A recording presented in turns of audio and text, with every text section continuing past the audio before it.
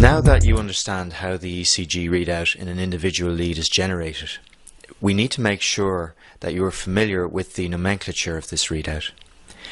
Remember, the deflection produced by atrial depolarization is termed a P wave, while ventricular depolarization produces the QRS complex. The nomenclature of the QRS complex can cause some confusion, but is in fact quite straightforward. Within the QRS complex, any positive deflection, that is, a deflection above the isoelectric line, is termed an R wave. Any negative deflection which follows an R wave is termed an S wave.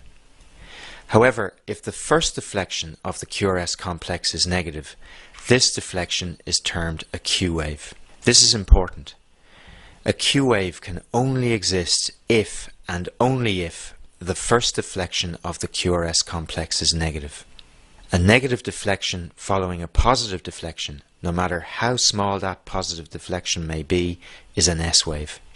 In lead V1, the classical morphology of the QRS complex is a small R wave followed by a larger S wave, while in lead V6, an initial small negative deflection, a Q wave, is followed by a large R wave.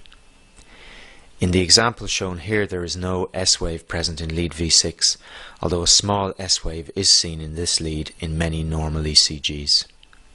The section of the ECG recording connecting the end of the QRS complex and the beginning of the T wave is termed the ST segment, and the junction between the ST segment and the end of the QRS complex is termed the J point.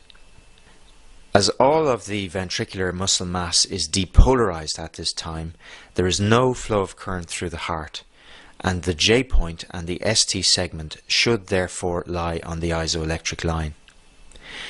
This is generally true, but you will learn later in this course that there are normal ECG variants in which the ST segment lies above the isoelectric line.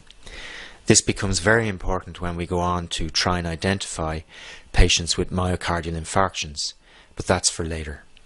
Finally, the diffuse deflection produced by ventricular repolarization is termed a T wave, and as we've seen in video 2, the T wave tends to be concordant with the preceding QRS complex. We will now go on in video 4 of this section to teach you the position of the leads of a standard 12-lead ECG relative to the heart.